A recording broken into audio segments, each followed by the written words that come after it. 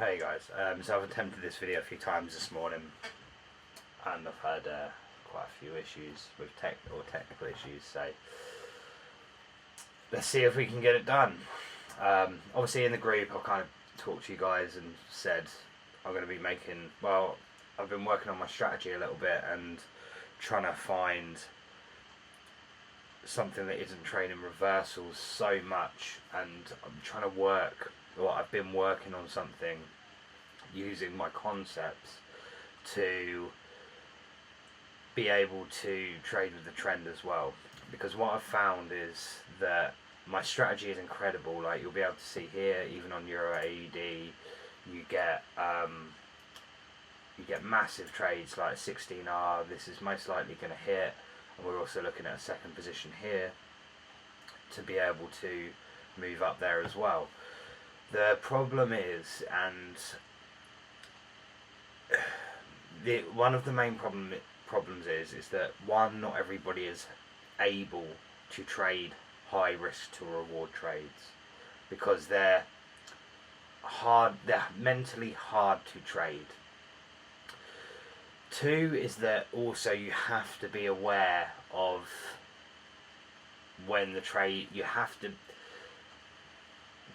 basically be at the screen, or you have to be ready for when the trade is essentially going to take place, and sometimes that doesn't always happen.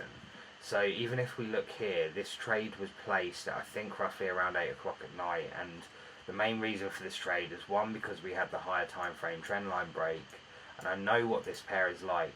It doesn't just, when price does start changing direction, you always get a period of distribution first, and that's there when you're looking for the entry before it actually, or the retest of the entry before it actually makes its kind of big leg up. Sometimes it does just fly, but on these pairs specifically that I trade, that isn't the case.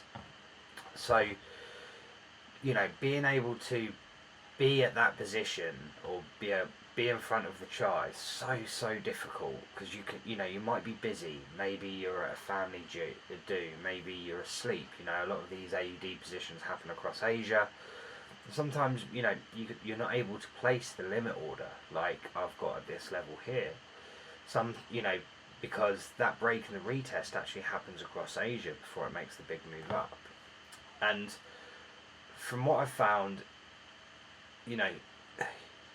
being in at the start of the trend is great, but say you miss it, you need to be able to work a way into the trade, not just expecting that reversal and hoping for that reversal, because that can be weeks, maybe sometimes even like a month before that takes place and you're able to take some money out of the market.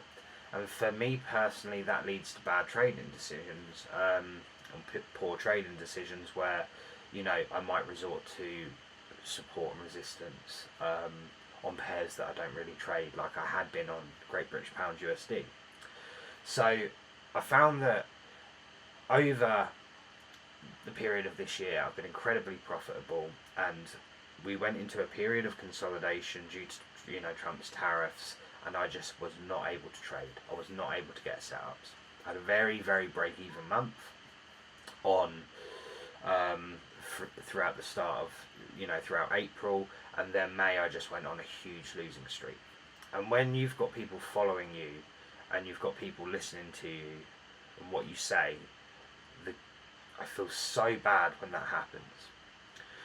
So I've been trying to work on a concept of being able to at least jump on the trend using my pairs that I know and tactics that that I found work on these pairs anyway, or certain concepts from these pairs, and also transfer them over to higher volume pairs such as German 30 or DAX and gold as well, because you always get big moves, you always get high volume, and they do follow the same concepts.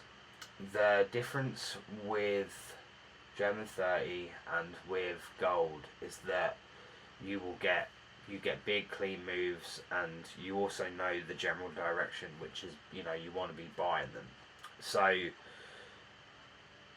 how are you able to get in and out of the market and also be able to time the market on those pairs? if in case you're having a period of consolidation where you're not able to trade some of these other pairs, for example, some of these other pairs that I trade a lot of. So also my strategy, also one of the things that I've had to do is a little bit of a declutter in terms of my watch list.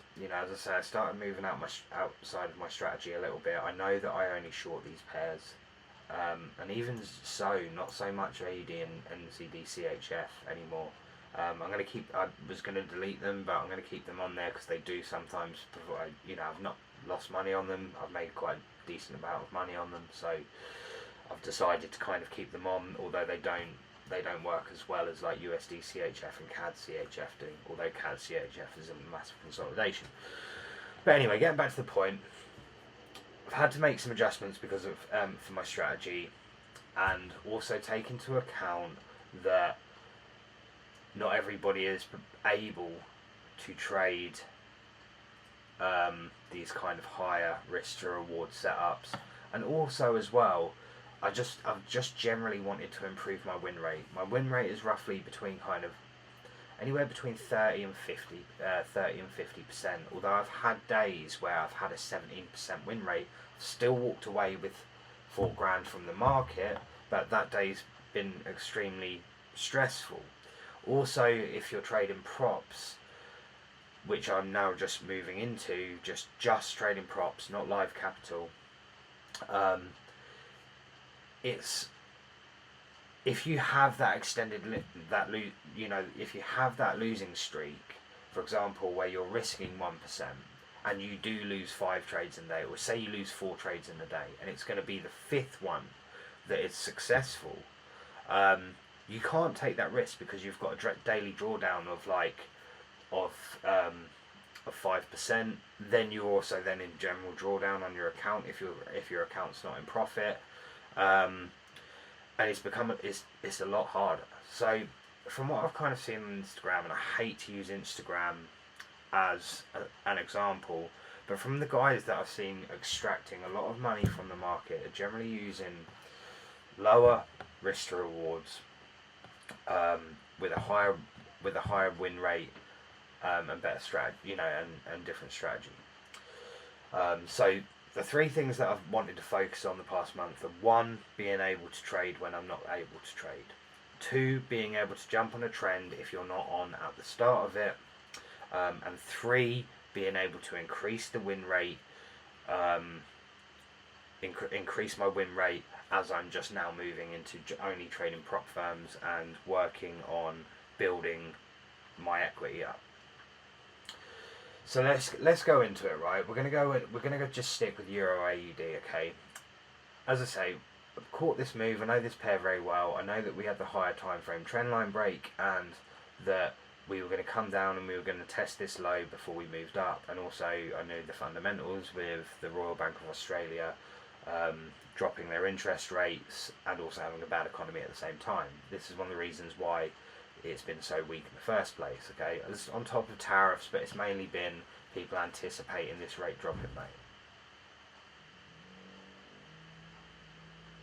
So I know, so for example, I knew that this was going to take place, but what I'm generally looking for is a pullback to this level. Say I don't get this pullback, okay? So I want to be able to use the concepts that I already know, break and retest, and also candle closes on the 4 hour and on the 1 hour. Now I know that EURAUD and also these other pairs like Great British, these pairs here that I trade long and short, they respect the 4 hour so much.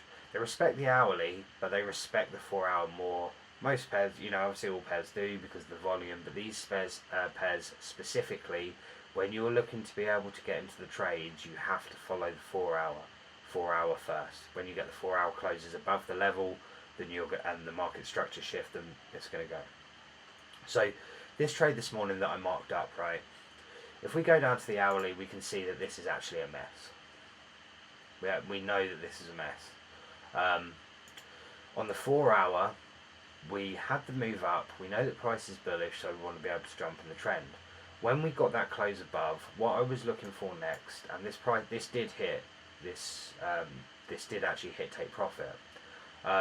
was what I was looking for was a retest of this level, and then price to move up and take out this high here, or maybe go a little bit higher. Okay. Managed to, when the trade first took place, as soon as I saw that break, which I think was roughly around 9 o'clock, you'll be able to see, you then get in on the retest, the first retest, and then you just look to target simply like you could even go a 2R on this, or maybe a 3R as well. It ended up going up to like what, a 4R, I think. And that's a highly probable trade that's going to take place on. Okay, so if you want to look at it in terms of monetary perspective, we're going to look at that as, okay, 1% of a 200k account, that's anywhere between a 4 and 6 grand trade, which is a lot of money. It's plenty of money. Do you know what I mean? In terms of a payout, you're talking a bit of decent cash there.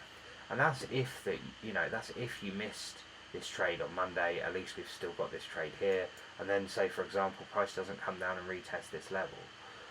So, I think in terms of just following the trend, the 4-hour break and retest strategy, just targeting a smaller R, is going to be something that's definitely best. We'll go down to Great British Pound CAD, and we'll also look at this. As well. So I think it might have even been in a video, or it was definitely in the group.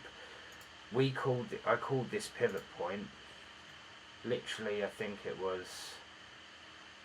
called this pivot point here on Great British Pound CAD, and told everybody in the group to hold this for as long as that they possibly could. And we ended up doing this on a 15 pip stop loss right here. We ended up doing this on a 15 pip stop loss. It's a ridiculous stop loss. Like here. And price just moved. Like I said these were the highs that you were looking to target. Price actually went up, and it ended up just skyrocketing. Okay, but say you close this trade out early. So you closed out there. Okay. We then need to go back, and we need to be able to look for some form of entry. And as I say, this is always going to come on the 4-hour on these pairs. We can see that we've created a level there. We've had the impulsive move up. We know that price is bullish. We know on the daily bias that it's bullish. So we're now just looking for really a close above. Okay, we've got the close above. We're looking for it to then just retest. Okay, you're getting the entry and the retest, and then we're looking for another entry where you can, as I say, dependent on the daily bias, just put maybe even a 2R or 3R or something along those lines. Increasing your stop. I mean, 20 pips is okay on this pair. You're looking at about 10 on EURAUD and stuff like that. But as I say, you just get to know this from these pairs, and then just looking to target, a nice risk to reward. Maybe just targeting these highs here for a respectable 4R. Then we get the same again, although you wouldn't have been able to catch this move because it was very, very impulsive, most likely news driven. But then we get the same again here. We know that price is still very, very bullish, and we're still not waiting for what's it called? We're still not waiting for the shorts just yet, because price is still trending heavily upwards. Then we're just looking to maybe target that high there. Yet again, we can do a 20 pip stop loss on Great British Pound AUD, and that trade has ended up actually hitting within the space of like 4 hours. So within, so say we did manage to get this, we're just trying to be able to milk the top. We're just trying to milk essentially the most out of this uptrend. So we even managed to hold on to that, and maybe just looking to add positions, or just getting 4Rs or something along those lines. And that's, as I say, I'm so good at trading the reversals, and I'm mainly a reversal trader on these specific pairs here, and also with shorts just on these pairs here. But I've always kind of struggled to just jump on the trend, and then be able to get out of the market. So I think, you know, moving forward, I'm going to be adding this to my bow in terms of these pairs here. These are just for shorts and reversal trades. So for example, NZD JPY, I've got this marked out here, classic trendline break, you know, 1, 2, 3, 4 touches. Now we're looking for the market structure shift to be able to take out some of these levels here. So, you know, as I say, being able to increase the amount of opportunities, increase the win rate, so when you do go through those losing streaks, at least there's some opportunities there. It's been massively important to me, and working something out. Now, I want to move on to using this strategy on German 30 as well. And we can talk a little bit about German 30 in terms of trading kind of key levels, break and retest, but we'll look at it more in terms of being able to get it from a trendline break and a diagonal level instead of a horizontal level. And that should hopefully give us some clarity. And as you can see, I'm waiting for the next position here. Okay guys, so hopefully the audio is a little bit better. I've been working on that a little bit today, and I've been out, I've had to come back and, you know, carry on with this video. So yeah, let's just jump straight to it. So this is the position that I was marking out this morning. This is the position this morning that I was talking about in the video, and as we can see, it's kind of come to fruition. Now, I actually didn't manage to catch this. I was watching it, I posted it in the group, I didn't manage to catch it. For the simple fact that we got the close above and we didn't really get much of a pullback. Price just kind of flew up, and it flew to like a 3R, 2R take profit. I was looking realistically about getting in about there, and looking for something a little bit better, but you know, I didn't get it. So this is one of the interesting things, where we're also kind of able to live test it as well and work out the kind of kinks to it. But you know, if we go back and we look at German 30, it's, instead of having to waiting for the key level to kind of break, which I guess like here you can take the key levels into account as well. For example, we know on the 4 hour we've tapped into this level here, we've tapped into this previous kind of this, you know, this, well, lower high on the 4 hour, and it's just wicked.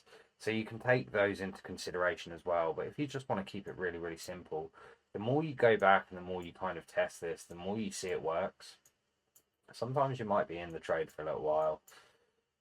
You know, that's the 11th through to the 15th, so you could be in for a few days. But there's still a 4R. You know, you can still look to just target the 2R, which is target the impulsive move that you're going to get initially and just get out of the market. If you want to hold on to it a little bit longer, you can. Sometimes that will just hit in, like, you know, a matter of hours, because we are trading this on the hourly. This isn't on the 15-minute. It's just a little bit more reliable. But I know guys that do like trade this on the 15-minute, and they just trade key levels. But if you take the key level aspect out of it, then you can kind of sit there and not worry too much about the highs. Like, for example, if I was to draw that high here, then that's really realistically where I'll be looking to take profit. So yeah, it's just, that's definitely just something to like take into consideration. So I'm moving the mic because it keeps picking up the fans, which is where that noise is coming from in my videos. Because for some reason it just goes mental whenever I'm doing these videos. But yeah, you can, as I say, you just back test it, and you know, sometimes you might be in the trade for a little bit. Sometimes you might be in the trade for a full day. You know, maybe you can increase your stop. I will definitely be working on ways to increase the stop, but yeah, I want to just bring these concepts into my trading because they look good. You know, when you know the main thing you need to do is buy, it makes things a lot easier. And also, as I've said, like, just increasing that win rate is going to be so, you know, so important. You know, so important kind of down the line, being able to increase it overall. So these are concepts that I'm definitely going to start including into my trading. We can kind of do the same in gold. I mean, we know that we've had the higher time frame trend line break there. We've got a decent entry here. We've had the break there. We can look for an entry and just to target previous highs. You know, we've kind of had this flat consolidation after a bullish move up, so we can look to get into a position like, you know, well, wherever you kind of get the close, which, you know, maybe it's up here, and that's not a great trade, to be honest with you. But so you can look to, you know, essentially do pullbacks and stuff, but it's just simply the same concept. And when I was, you know, when I've kind of gone through this losing streak, I like to always look for solutions. Solutions for anything in life, but mainly, you know, for my trading. And although you can have a strategy, you've also got to take into account the real world principles, which, you know, as I say, for months and months and months, it was good. And you don't kind of take into account these considerations where you're like, okay, shit, I'm going to have a losing month. Or I'm going to be, price is going to be stuck in a consolidation, and all of a sudden, the price on Great British Pound is going to go from looking like this, which is lovely and clean, to looking like this. So you need to be able to take that into account, and, you know, work on it somewhat, or, you know, do something to be able to trade. Because boredom will kick in. Boredom is going to be your account killer. Boredom is my account killer, you know. So yeah, definitely things to take into account. You know, look at these when you are taking or when you're trading. Going to be, you know, especially against the trend lowering my take profit targets and stuff like that, increasing stops a little bit. For example, you know, I'm just, the reason I'm saying this is because I'm literally looking at this trade right here in terms of a reversal trade, and I can see that how key this area is here. And I know we're buying. I know we've reached the top. If you go back and you look at my video, are we in a range on the CADs that I posted a month ago? You'll be able to see that I think we are, personally. So I'm looking at this trade here thinking, okay, cool, man, I could really do with like a nice little 2R or something. I am well up for the week. As I say, 15 pips is enough on this pair. I am well up for the week. So when we break this level here, I am going to be looking for a small take profit of this. You know, as I say, you can even just increase your stops. This will pan out over a day. That will be a day trade. So yeah, this is just my classic strategy. I'm not even looking to jump on the trend here, because being able to jump on the trend on this pair has been fucking horrendous because it's so consolidative, so aggressive, big moves and stuff like that. But, you know, in terms of German 30 and stuff, and yeah, in terms of German 30 and gold, I'm definitely going to be looking for that. So like even with this, for example, I'm going to be looking at like a pullback and something. As soon as we break up the pullback, I'll probably look to target maybe this high here, maybe this high here in the strategy, and just looking to take some position. Even if I get a 1R or 1.5R, I need to stop maybe like with these trend trades being a little bit too fussy with being a tight R, and think more about taking money out of the market with it. Because, you know, as even just when you look at German 30 just now, you know, we're going to come back and probably retest this key level here, but I'm not going to be looking to get into the trade. If we come back and test the trend line, I might, but, you know, I knew that we were closing. I knew that was going to close. You can just see it, you know, you can always see at the end of the hour where price is looking at. So I could have like even just got in there and placed it below that 15-minute candle, or even there, and just had a nice little 2R or something, you know, walk away with even just that. Within the space of 45 minutes, walk away with $4,000. So, you know, minor changes, improving stops when we're trading with the trend. being able to jump on the trend on definitely trending pairs such as like Gem 30, which is so, you know, it's trending so strongly, and stuff. But yeah, now I'm going to keep a nice eye out for Great British Pound CAD and see if we get this market structure shift for just something like a 2R, because it's been trending up for quite a few days now. What are we on the 21st? We're on the 21st. Oh, this has been trending up for a week. I actually watched this first entry here and I didn't take it. So yeah, nice little 3R here or something. We'll do the account balance and real good. And yeah, these are, as I say, just the changes that I'm making. So please just leave a comment. You know, give the algorithm something to work off. Let's you know, give the algorithm something to work off at least. And you know, don't forget to subscribe, like the video, give me any feedback in the comments. And I'm just praying that maybe the audio is a little bit better on this.